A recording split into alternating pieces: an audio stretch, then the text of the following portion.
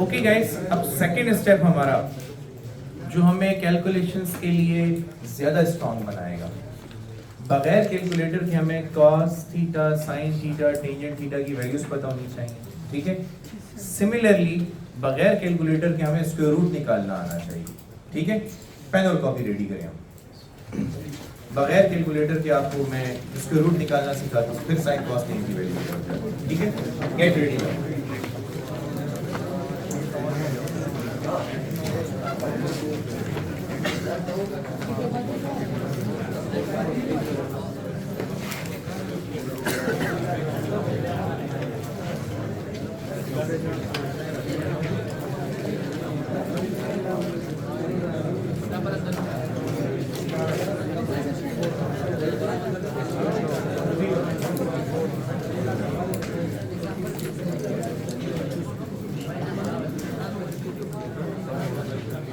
चलिए रेडी है, जल्दी जल्दी कम ऑन।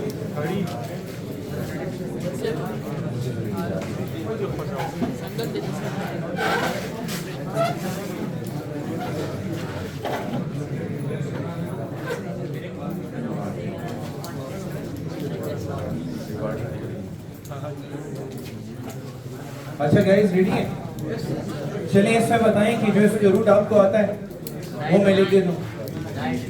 9 के लिए 2 स्क्वायर रूट 4 के लिए 1 के लिए बस इधर स्टॉप करो, ठीक है। हमेशा वो काम किया करो पहले जो आप लोगों को सबसे ज्यादा आसान लगता है। अब इसके दरमियान वैल्यूज फिल करनी है।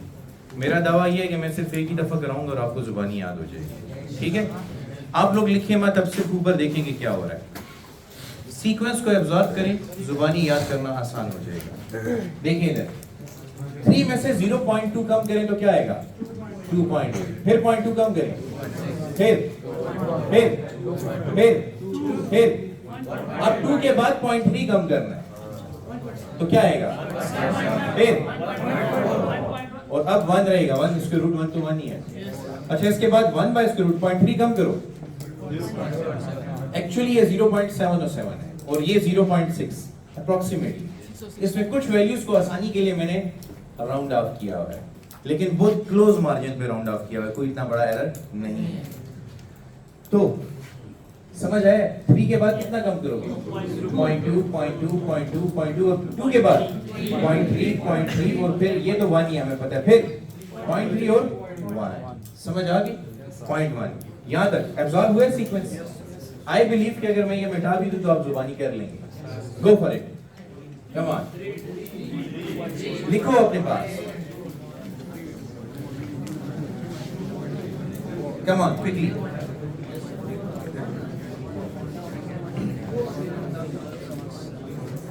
शाबाश।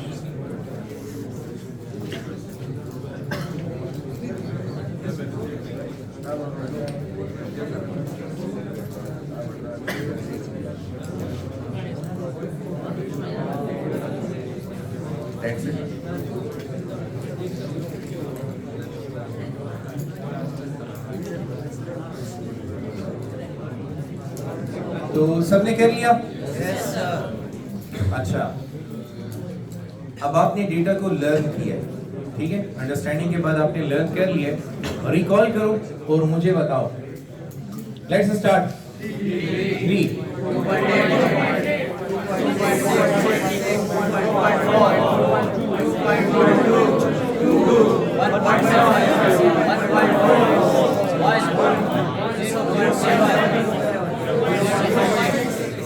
अच्छा इसमें कुछ वैल्यूज को एग्जैक्ट कर देते हैं। ये 1.73 है, ये 1.41 है और ये 0.707 है। और मेरे तजुर्बे के मुताबिक यही स्क्वायर रूट्स हैं जो तमाम स्क्वायर रूट्स को कवर कर लेंगे आपके कोर्स में। इसके बाद कैलकुलेटर की जरूरत नहीं पड़ेगी इंशाल्लाह। आपको पता होगा ना इंट्रोडक्शन में कैलकुलेटर अलाउड नहीं है। तो विदाउट कैलकुलेटर आपने अगर ये वैल्यूज याद रखी हुई हैं तो इधर देखो। अच्छा अगला टास्क, स्क्वायर रूट 14 निकाल सकते हैं। स्क्वायर रूट 14 इज एक्चुअली, समझे कि नहीं समझे? तो ये 2.6 मल्टीप्लाई विद 1.4, समझ आएगी नहीं है? अच्छा इसी तरह square root 18 9 into 2 it becomes 3 square root which is 1.4 समझ आ रही है? मुश्किल है? ऐसा करो कि स्क्वायर रूट 80 निकालो।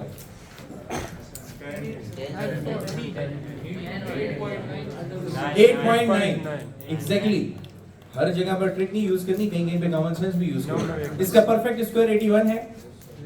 9 into 9 81। तो फिर मैं क्या करूंगा, 9 स्क्वायर की बजाय 8.9 कंसीडर कर लूंगा। समझ आई? कभी कभी ये भी करोगे कि एवरेज आउट करोगे, अप्रोक्सीमेट कर लिया करोगे। एवरेज भी सीखनी है मुझसे, अप्रोक्सीमेशन भी सीखनी है। हमने हर काम को अपने मुताबिक आसान बनाना है। अब देखो, एक ट्रिकी सिचुएशन कब आएगी, जब आपको फंसाने के लिए स्क्वायर रूट 57 दे दिया जाएगा। ये कोई परफेक्ट, किसी भी परफेक्ट स्क्वायर के करीब है नहीं। 7 का स्क्वायर 49, 8 का स्क्वायर 64। तो अब ये दोनों के दरमियान में आ गया, और ऊपर से इसमें एक और भी मसला है, ये दो नंबर्स का मल्टीपल नहीं है। इसके करीब तरीन 7 into 8 56 है कि नहीं? तो अपनी मर्जी के लिए उसको 56 कर दो। 57 को 56 कर दूं तो कोई गुनाह तो नहीं है ना? नहीं, इतनी बड़ी गलती नहीं है। लेकिन मेरा फायदा है, वो फायदा क्या है? Square root 8 into square root 7। Like पहले मैं ऐसे लिख दूंगा और उसके बाद square root 8 into square root 7। तो इट इज 2.8 into 2.6। इन दोनों नंबर्स को मल्टीप्लाई करना आसान है। अच्छा, जो भी रिजल्ट आ जाए उसको दोबारा थोड़ा सा इंक्रीज कर दें। क्यों? क्योंकि हमने तो 37 को कम किया है, तो इससे जो रिजल्ट आएगा वो थोड़ा कम होगा, इसलिए हम उसको थोड़ा सा ज्यादा कर देंगे।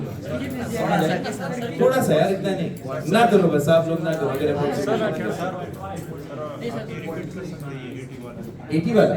80 वाले की रिपीटेशन ये है, देखो 81 का परफेक्ट स्क्वायर है 9, तो ये कैंसिल होके 9 देगा। तो अगर 81 का परफेक्ट स्क्वायर 9 है तो 80 का परफेक्ट स्क्वायर रादर 8.94 होगा। कैलकुलेटर पे आप चेक करो जरा। मैंने कोशिश किया, मैं थोड़ा और करीब। ये सर 64 और 49 के दरमियान है, तो अगर 8 और 7 के दरमियान है, 8 और 7 के दरमियान आज तब भी अप्रोक्सीमेशन कर लेते हैं। हाँ जी, 8.94 को नहीं 8.94 को मल्टीप्लाई कर दो। 8.9 इधर 94 कर दो, आता है? मैंने अप्रोक्सीमेशन ली थी कि इसका परफेक्ट स्क्वायर 8.94 होगा, और वो कैलकुलेटर में भी 8.94 आ रहा है। यहाँ तक क्लियर? कोई डाउट नहीं? तो आप ऐसा करोगे कि इधर देखो, जितने भी डिजिट्स आपके बनते हैं, नंबर्स बनते हैं, इन्हीं डिजिट्स से बनते हैं। जितने भी नंबर्स आपको मिलेंगे इन्हीं डिजिट से बने होंगे। और इतनी कॉम्प्लेक्स कैलकुलेशन लाइक 8.3 का स्क्वायर रूट, ये आपके सामने नहीं आएंगे। मैं पढ़ाता रहूं, मेरे सामने ऐसे स्क्वायर्स के भी, स्क्वायर रूट्स के भी नहीं आए, तो आप लोगों के सामने भी नहीं आएंगे। वरना 8 पॉइंट देखो, जब आपको पता है कि 8 का क्या रिजल्ट है, 7 का क्या रिजल्ट है, तो 8.3 8 के ज्यादा करीब है, तो हम उसको 2.82 83 84 इस तरह ले लिया करेंगे। दैट्स इट, थोड़ा सा इंक्रीज कर देंगे। अच्छा, अब बताओ, ये सारा आइडिया क्लियर हुआ? इसमें बार बार यूज होने वाले स्क्वायर रूट्स ये वाले हैं। अच्छा, ये बहुत ज्यादा यूज हुआ है, ये बहुत ज्यादा यूज हुआ है, ये बहुत ज्यादा यूज हुआ है, ये बहुत ज्यादा, इनको आप बहुत ज्यादा देखेंगे। एक ये भी अक्सर यूज हो जाता है। ये सबसे ज्यादा यूज होने वाले स्क्वायर रूट्स हैं, और इनको आप अपनी फिजिक्स की क्लास में जितनी भी कैलकुलेशंस हो रही हैं उनमें अक्सर आप ऑब्जर्व करोगे कि इन्हीं चीजों के स्क्वायर रूट आपके सामने आते रहेंगे।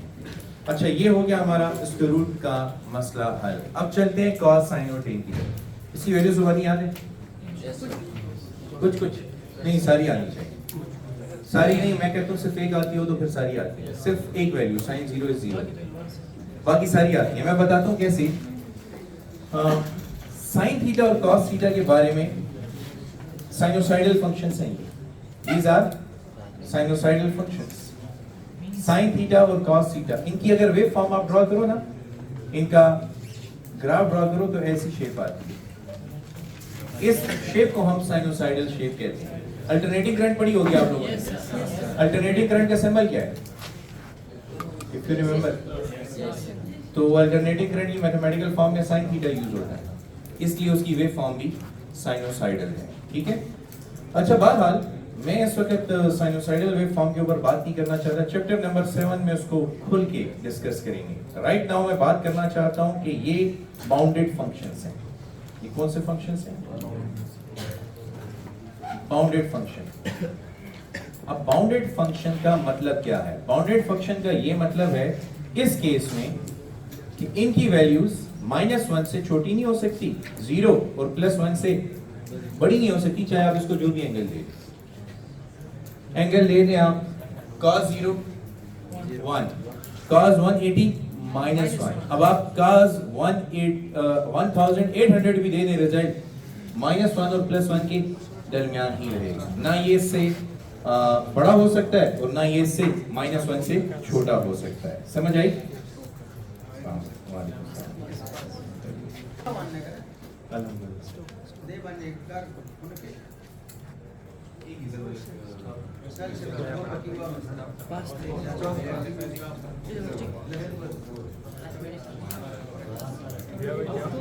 Split by this.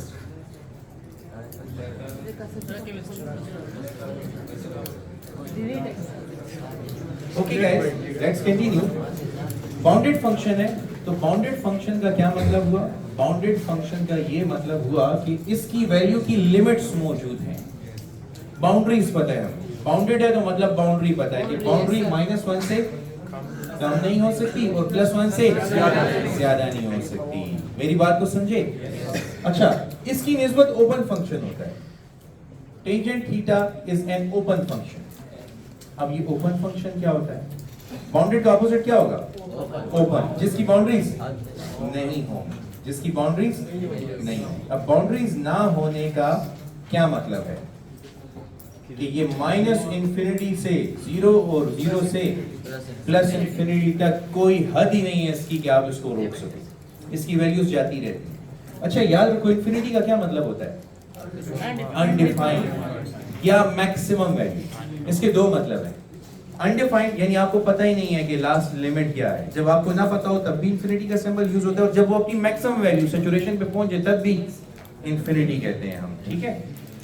अच्छा, अब इनकी स्पेशल फंक्शंस के लिए, स्पेशल एंगल्स के लिए वैल्यूज चाहिए हमें। तो sin थीटा, cos थीटा और tangent theta. If you guys know, tangent theta is a ratio of sin theta upon cos theta. पता है ना? इसका मतलब sin और cos की वैल्यूज पता हो तो टेंजेंट थीटा मिल जाएगा। Yes, here is a trick. देखो, अब यहाँ पे sin निकाल लेंगे, यहाँ पे cos निकाल लेंगे और यहाँ पे टेंजेंट निकाल लेंगे। ठीक है?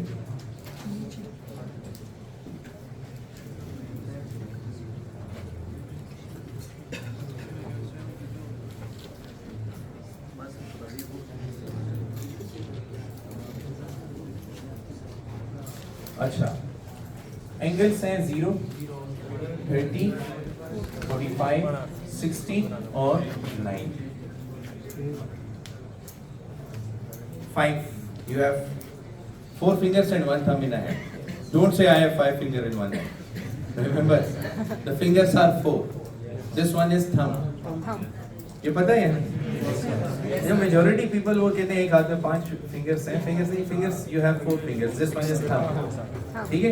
ओके, इन 5 कंपोनेंट्स के लिए देखो 5 एंगल लिखे हैं मैंने, 0 और 90।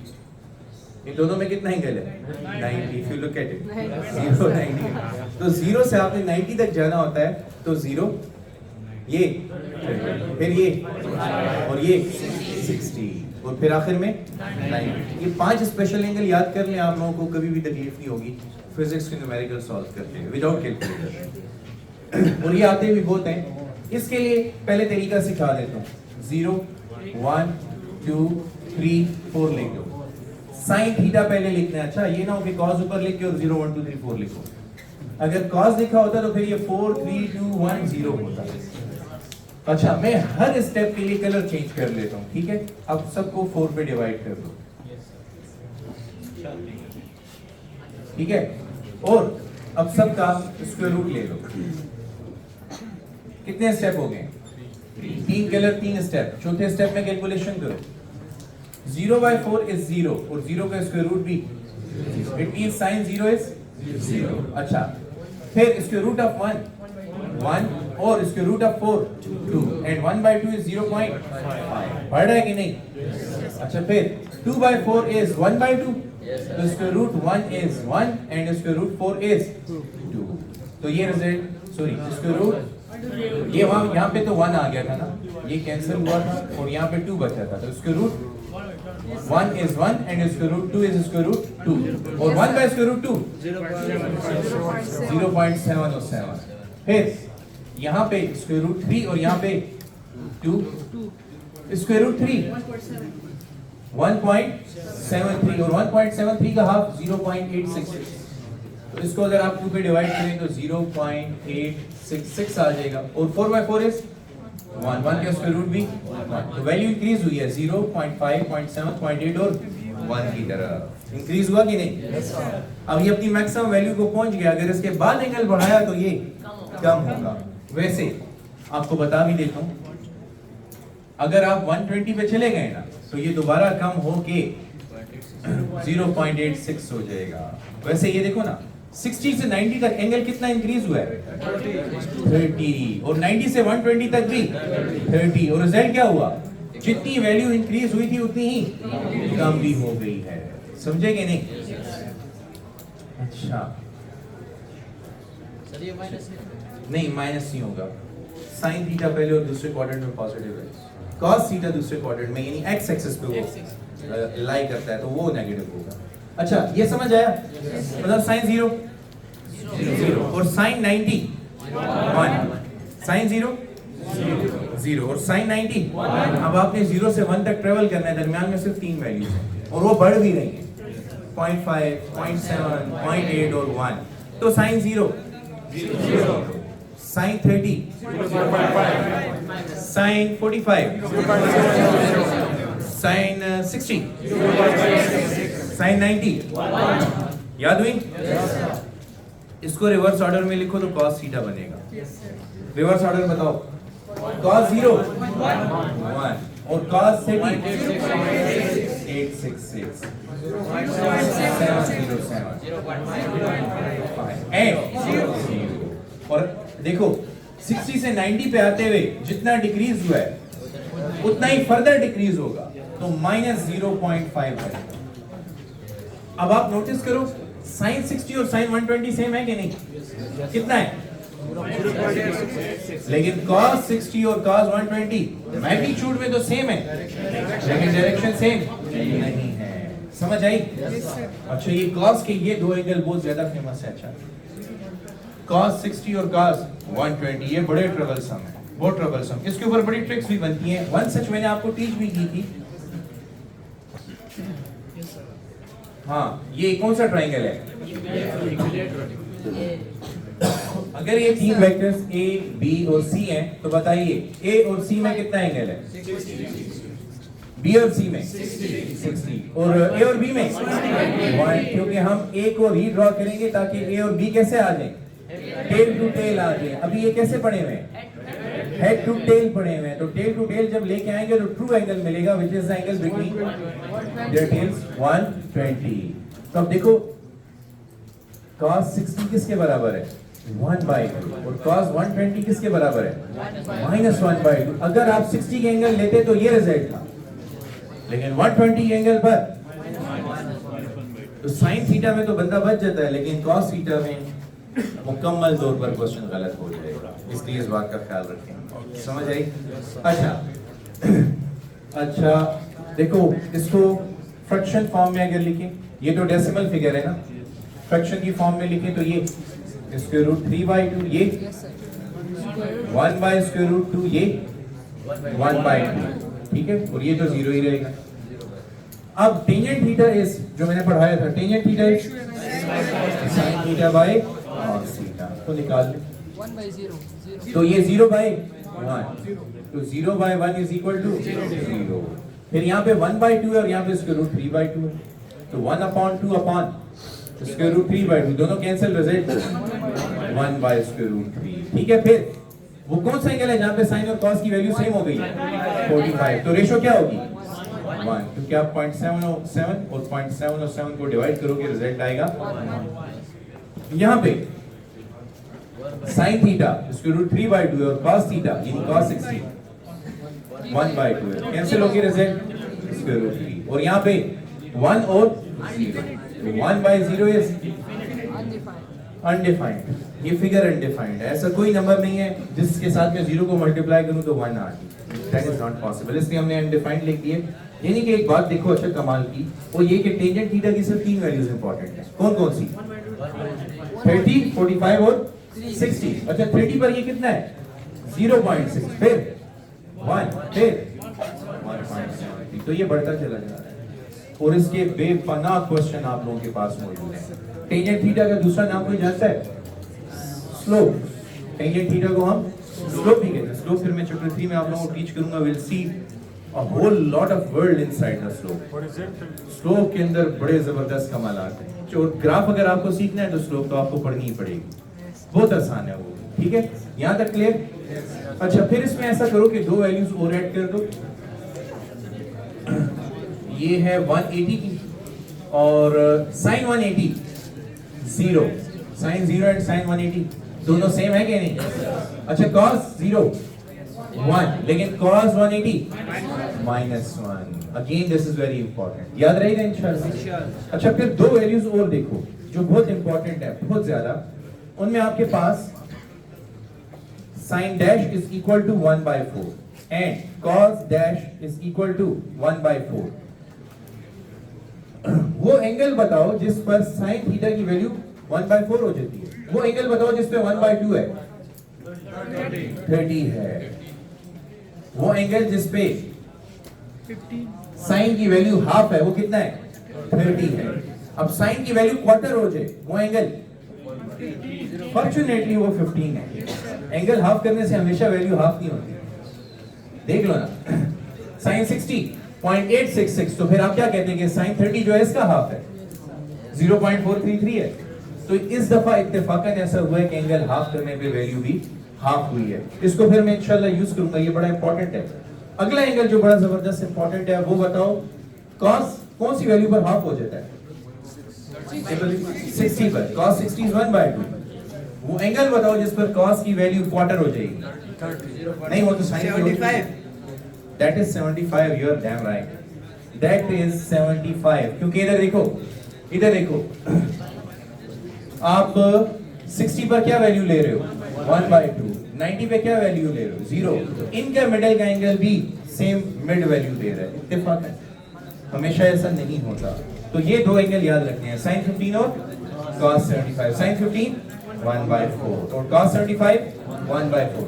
ओके एवरीबॉडी, अब मैं लिखूंगा, आप बोलेंगे, टेबल को नहीं देखना, आपको सिर्फ एक वैल्यू पता है, वो पता है sin 0 is 0। अब मेरा एक नया अंदाज देखो अच्छा कि मैं इसको कैसे प्रेजेंट करता हूँ।